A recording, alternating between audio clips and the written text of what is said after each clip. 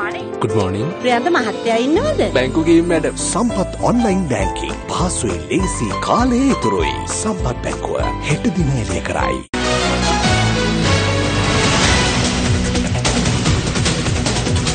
A very good evening and welcome. This is Newsfirst Weekend Primetime News here on TV Sports and Shakti TV. I'm Ramesh Irugarbandara. Let's start off with the headlines. President makes statement on political decisions. මම අවුරුදු 49ක දේශපාලන අත්දැකීම් තියෙන කෙනෙක්. මගේ තීන්දුව తీරන ක්‍රියාත්මක වෙන්නේ ජනවාරි 8 වෙනිදා සිදු පරිවර්තනය ආරක්ෂා වෙන විදිහටයි. Minister SP Navinna leaves the Sri Lanka Freedom Party. Election propaganda material in North Tandia and Tangol damaged as the elections heat up. Newsfirst initiative which steers the national anti-drug drive commences in the southern province. Senior Indian journalist Padma Rao Sundarji says Sri Lanka has proven its credentials of democracy.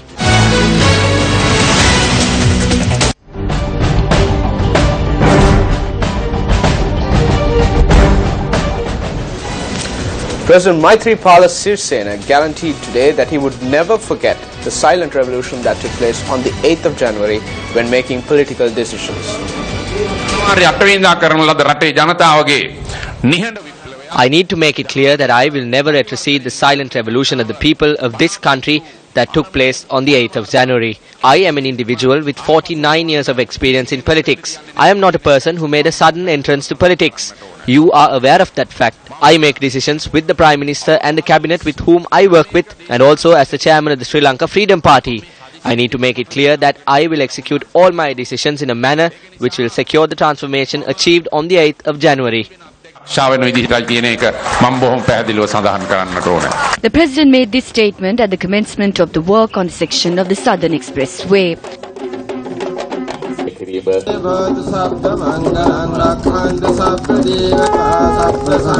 The expressway to Hambantota will be constructed under 4 phases, and the first phase will be from the Godagama Matra to Beliata. A 96-kilometer stretch of road will be added to existing road systems once the construction of all 4 phases are complete.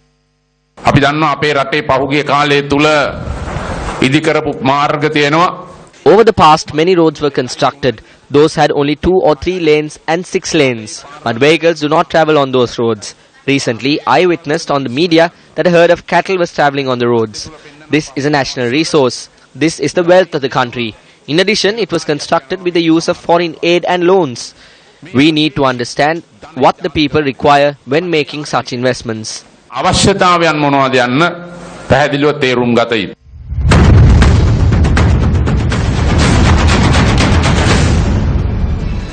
But former President Chandrika Bandaranaike says that the SLFP has not decided to provide nominations to former President Mahinda Rajapaksa.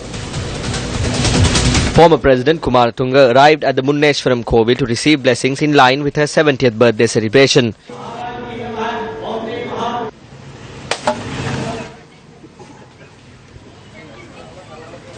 Journalists raised questions on the current political situation of the country when she was leaving the premises.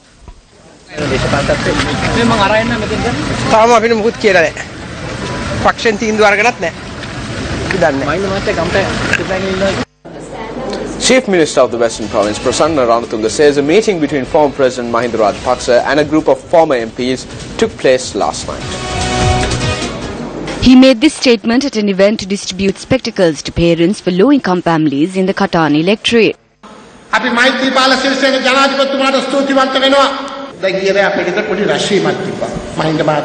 We need to be thankful to President Maithripala Sirisena. There was a meeting at my residence last night. Mahinda Rajapaksa and several others were present. Mahinda Rajapaksa said only that he was an SLF peer. He said that he did not want the party to split, and that is why he did not get onto the political stage thus far. President Maithripala Sirisena is also a SLF peer. He too did not want to see the party split. We do not need a Maithri Ranil government. We need a Maithri Mahinda government. We have reached that point. He also commented on the district from which Mahinda Rajapaksa would be contesting from. We request to contest from Gampaha. There is a demand for him to contest from Ratnapura and Kurunegala. He has left for the leaders of the alliance to decide on which district he should contest from. Minister S.B. Nawinna has decided to leave the Sri Lanka Freedom Party after former President Mahinda Rajapaksa was given nominations to contest the polls. S.B. Nawinna made this statement addressing the SLFP Balamandala meeting in the Variapala electorate.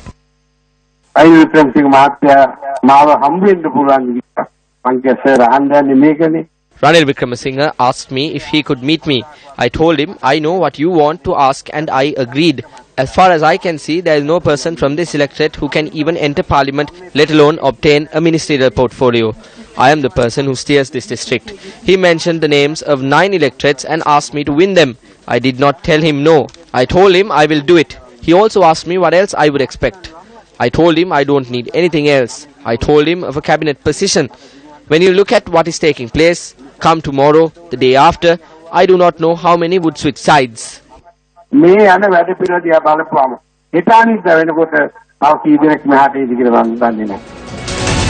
Addressing an event in Grand Pass today, UNP Western Provincial Councillor S.M. Marika said that the statement that was made citing that nominations will be given to the former president is suspicious.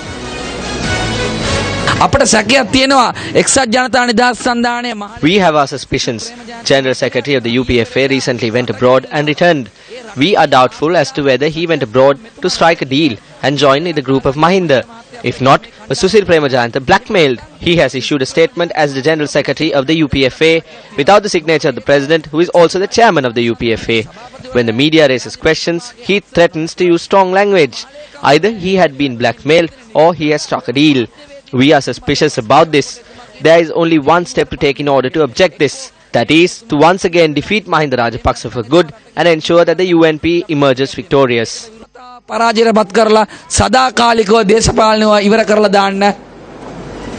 Harsha De Silva, the Deputy Minister of Policy Planning and Economic Affairs, believes that President Maithripala Sirisena would not turn his back on the mandate given by the 6.2 million people in the country. The Deputy Minister made this statement at an awareness rally held in Obesekarapura, Rajagiriya.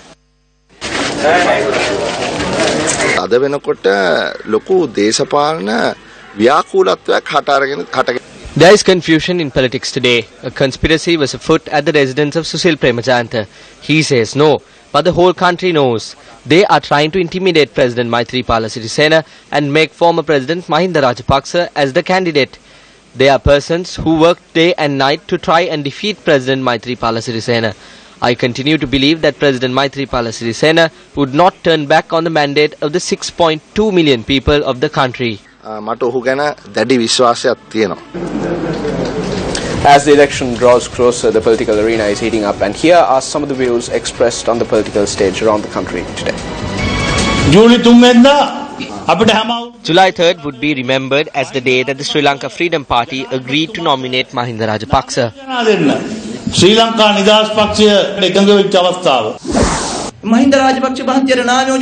No matter which side provides nominations for Mahinda Rajapaksa, what would happen to the people? What would be the result? The Rajapaksa rule was ended. Even before anything can be done, they are moving with the Rajapaksas. The love President Maithripala Sirisena had for the SLFP has not decreased. In the 100-day rule, he said that Ranil Wickremesinghe would be made Prime Minister. That is to fulfill the responsibility to the United National Party. The votes were cast. Now that 100-day period is over.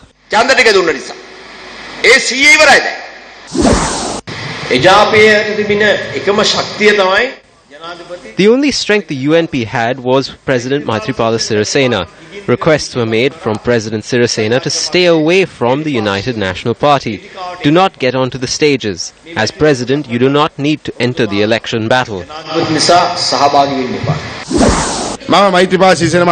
I made a strong comment on President Maithripala Sirisena. The Prime Minister called me and asked, have I gone insane? He told me not to worry, that he has a plan. I told him I was not aware of it and that he should have told me about it before I spoke to the media.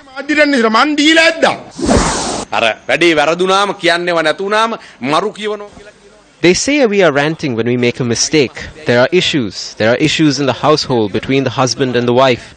They won't look at each other. They have their meals from other places. Come the next day, they eat together. The UNP thought the split was like a divorce. UNP එක හිතුවා මේ වෙන්වීම දික්කසාදයක් කියලා. මෛත්‍රීපාල සිරිසේන මහත්මයාටත් අපි ඉතාමත්ම ආදරෙන් මතක් කරන්නට ඕන සුබ සහ We need to remind Maithripala Sirisena, the Suba and the Yasa drama. Do not give nominations for the doorman called Yasa. We know what would happen. චීපත දන්නවා. විහිළුවට ඇඳුම මාරු කරලා කරන්න ගිහිල්ලා සුබ රජුරුවන්ගේ බෙල්ල ගහලා දැම්මා. ආපහු Mahinda Rajapaksa ඔලු Mahinda Rajapaksa is attempting to rise again. This is not the talent of Mahinda. The power is required to elect people to parliament who are accountable to the public. Let's tell those who are trying to do that to stay at home and only for the capable people to enter parliament. Let the people decide. නියම වරම දෙන්න.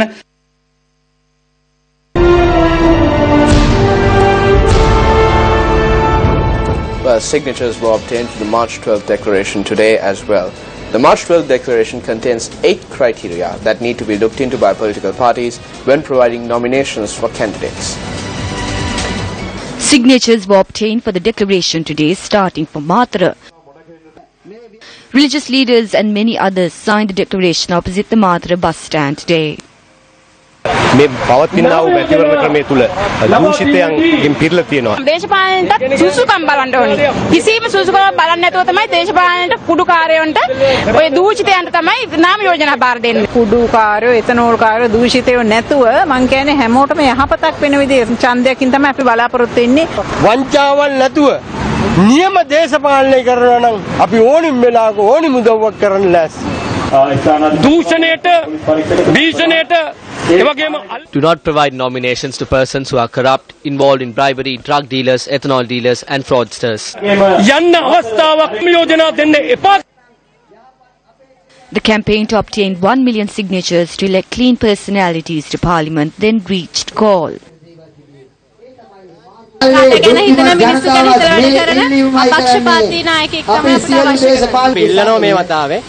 හොරු මංකොල්ලකාරයෝ කුඩුකාරයෝ එතනෝල්කාරයෝ නැතුව පිරිසිදු දේශපාලනය කරන්න පුළුවන් පුද්ගලයන් අපි මේ පාර්ලිමේන්තුවේ එවන්න කියලා. උගත් බුද්ධිමත් එතනෝල්කාරයෝ නැතුව නුගත්තුන් පාර්ලිමේන්තුව අරින්න එපා. අම්බලන්ගොඩ ජනතාවද අත්සන් දසලක්ෂයක් ලබා ගැනීමේ වැඩසටහනට එක්වෙමින් සිය අත්සන් තැවුවා. දූෂිත පාලකයන් හැම පක්ෂෙම ඉන්න පුළුවන්. ඒගොල්ලන් නැති කරන්න හොඳම අවස්ථාව මේක. මේ රටේ දූෂිත කළු දෙනාම මේ වයින් ඉවත් කරලා ධර්මිෂ්ඨ සමාජයක් බිහි කිරීම සඳහා උගත් බුද්ධිමතුන් මැතිවරණය සඳහා යොමු කිරීම ලෙස තමයි අපි ඉල්ලීමක් කරන්නේ.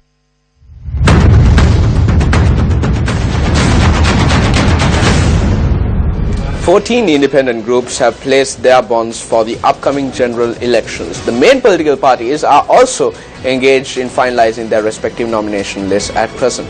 In addition, acts of election-related violence is also being reported from several areas. The Nathanlia office advocate N. Gunawardena, who is incidentally the UNP organizer for the Putlam district, was attacked last night. Investigations are underway into the incident. A propaganda cutout of Minister Sajid Premadasa that was erected in Tangol was found destroyed by a certain faction this morning. Election monitoring organizations say that reports in relation to incidents of election violence have been reported from a number of areas. However, adding that motorcade rallies and other rallies will be prohibited following the handing in of nominations, Deputy Elections Commissioner M.M. Mohammed says that legal action will be taken against those who are involved in such actions after obtaining footage of incidents relating to breach of election laws during elections. This will be executed through the police. Vehicle parades and other parades will be prohibited with the handing over of nominations and until 1 week after the elections. This has been clearly stated under the Section 69 of the Parliamentary Election Act. We will pay special attention to it on the final day of the nomination, which falls on the 13th, to prohibit vehicle parades and all other parades as it is a breach of that act. Minister of Housing and Samruddhi Sajid Premadasa says that attempts are being made by some to incite election terror. Signs of terror has started to linger in the Hambantota district from yesterday. This is not democracy. The people of this country need freedom. People need the freedom to have a certain political opinion, freedom to paste posters. Land Rovers and defenders with tinted windows have started to travel to towns and are destroying the cutouts of Sajith Premadasa. This is a sad situation. This is not suitable for persons who are state leaders to be involved in. Such acts are not suitable for persons who rule the country. The diplomatic ghosts are now coming into play. The minister made this statement at a ceremony that was held to lay the foundation stone for the new Dhamma Hall at the Situpawa Rajamahavihara. The building will be constructed to commemorate the 91st birthday anniversary of former President late Ranasinghe Premadasa. Minister Sajith Premadasa's personal wealth, worth 37.1 million rupees, will be spent for the construction of the building. Padma Rao Sundarji, a senior Indian journalist specializing in foreign affairs and war reporting, says Sri Lanka has proven its credentials of democracy. The book titled Sri Lanka, the New Country, penned by Padma Rao Sundarji, was launched in Colombo yesterday. Of course, the world must respect Sri Lanka and its repeatedly proven credentials of democracy. You voted in a chief minister in the northern province. You voted in a new president in January this year. And you will soon vote in a new parliament and prime minister, fairly, freely and peacefully. My book attempts to describe a nation emerging from a long and murderous past, one trying to build a peaceful, equitable future, one that will achieve its goals as long as Sri Lankans themselves are allowed to get on with it with no interference from the outside. My book looks forward, not back, and is indeed about the wonderful new country that Sri Lanka is today. A group including the Indian High Commissioner to Sri Lanka, Y.K. Singha, and Minister of Foreign Affairs, Mangala Samravira, were present for the launch.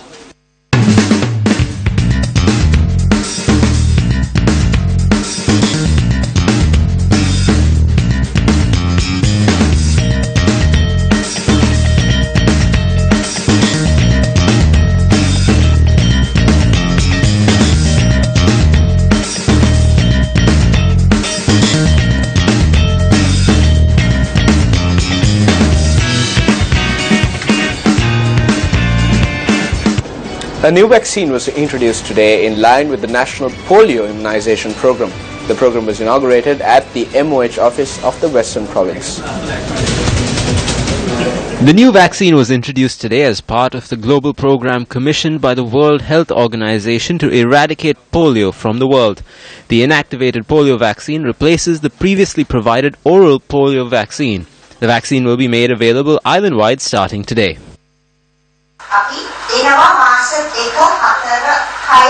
The oral polio vaccine is given to children as young as 2 to 4 months as well as 18 months and 5 years. We are providing this new vaccine because we need to move away from the oral polio vaccine. We hope to eradicate polio from the entire world.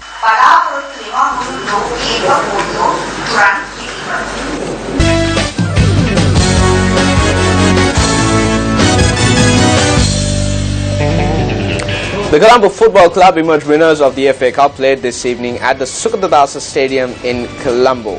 The Colombo Football Club and Cultural Blue Stars battled it out for the coveted title. Colombo Football Club, however, emerged victors in the game 1-0.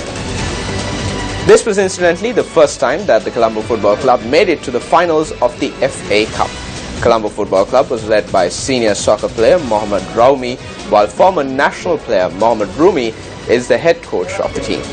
Last year's runners-up, Cultural Blue Stars, had to settle for the same prize again this year, and they were led by Mohammad Ramiz. They were coached by former national player Mohammad Hamza. The match began after the arrival of the Director General of the Department of Sports Development, Ruan Chandra.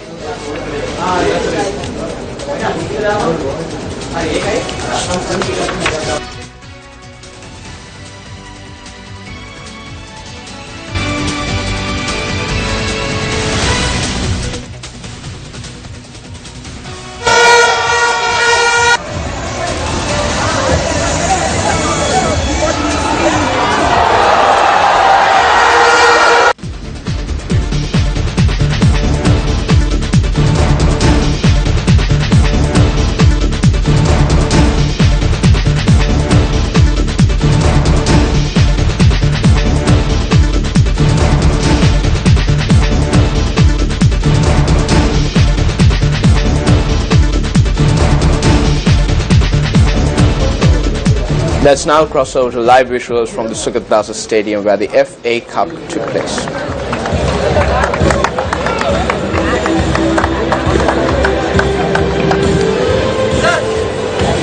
The presentation ceremony of the finals of the FA Cup is currently underway. Let me remind you about the victors of this event. The Colombo Football Club emerged victors 1-0 after defeating last year's runners-up Kaltara Blue Star. The game ended 1-0. The first half, however, was 0-0. No one was able to score any goals. However, soon after the start of the second half, between the 65th minute and the 70th minute, Dhiran Madhushankar scored the first and only goal of the game for Colombo Football Club, ensuring their victory. 1 goal versus Sri Lanka Army, and a goal in the final versus Blue Star team. Sri Lanka youth player and the player from Colombo FC. Ladies and gentlemen, best young player. Once again, these are live visuals from the Sugat Dasa Stadium where the Colombo Football Club emerged winners of the FA Cup.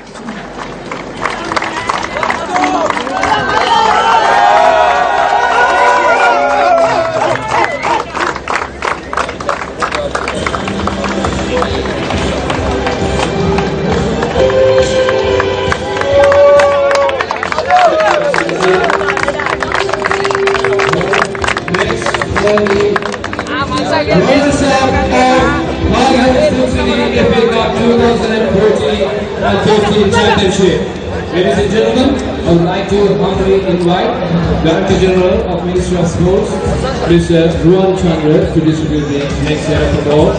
Well, this is going to be for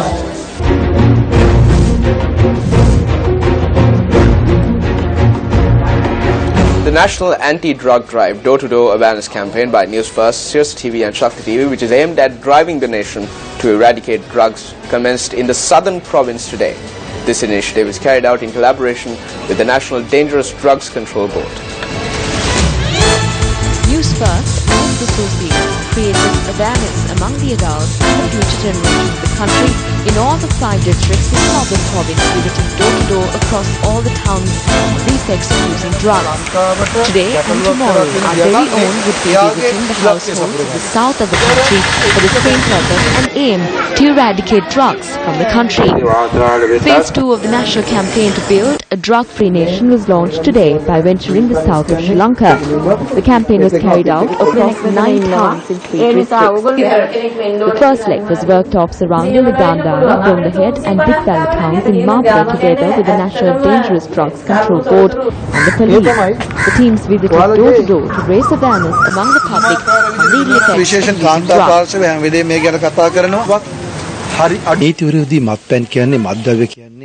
Illicit liquor and drugs are a menace to society. It is not only the users who are in a difficult situation as a result of this, but their own families too. Many households are destroyed by this menace. Drugs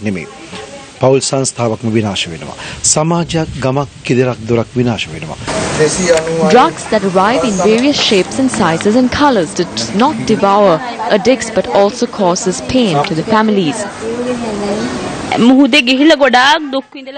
Despite working hard and setting out to sea, they have no value for their earnings. They set off to sea amidst many hardships.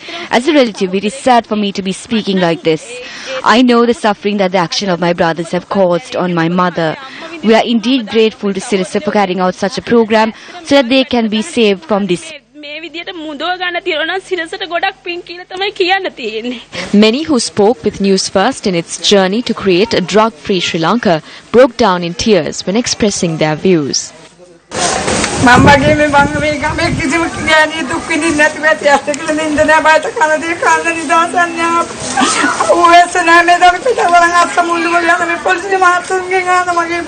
Newsfirst team ventured the Galle district creating awareness as part of the national anti-drug drive after obtaining blessings at the Sri Buddha Singharama Vihara in Makulua. This is an issue that is detrimental to society. There are many unseen horrors surrounding this, such as suicide and burglary. We are pleased that as a responsible media institution, you are teaching the children of the ill effects of this drug menace. The National Anti-Drug Drive to create a drug-free nation centers its awareness campaign around the Makulueva, Tanipolgaha and Dangedara villages in the Galle district, visiting door-to-door and meeting with the locals. We are extremely pleased the two are understanding this initiative by visiting the houses. Many who suffer from this menace shared their experiences with our team, highlighting the ill effects of using drugs. Newsfirst, together with the National Dangerous Drugs Control Board, has undertaken this initiative to minimize and gradually eradicate the use of drugs among Sri Lankans, mainly the children and the youth. Many who suffer from this menace shared their experiences with our team, highlighting the ill effects of using drugs.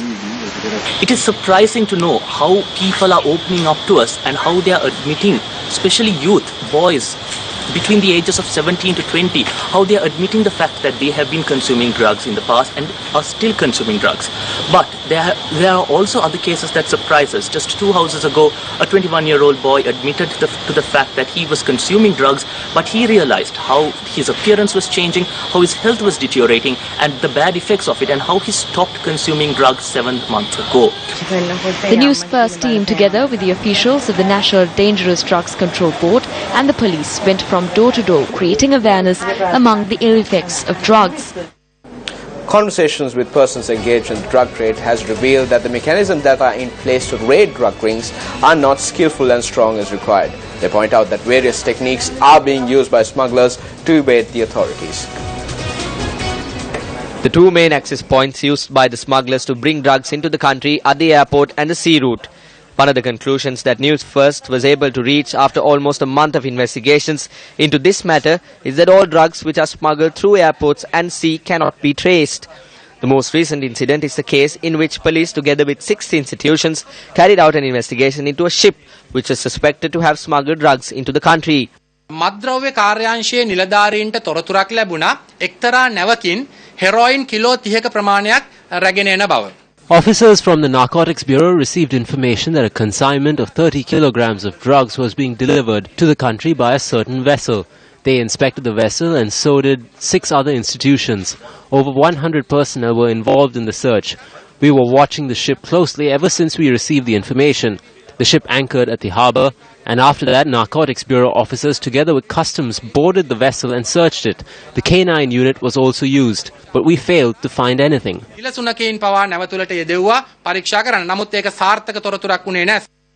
Fishermen say that the trade or deal takes place in the middle of the sea. When Newsfirst carried out further investigations into this matter, it was revealed that drugs including heroin, Kerala ganja and others are traded in seas off Chilau. They say that in such a backdrop, even if a ship is brought into the harbour for a search, there would be no trace of drugs. Even if the drugs came by a big ship, they would unload it onto smaller boats. Then they bring the drugs ashore. There are much bigger vessels. No one with small boats will engage in such a trade in deep waters. Drugs never reach the harbour. They are unloaded in the middle of the sea. There are many persons in Sri Lanka who assist in that. Higher-ups too might be informed of this. If they say no, how do the drugs enter the country? And that's a wrap of Weekend Primetime News. For the Newsfirst team, I'm Ramachandra Bandana. Good night.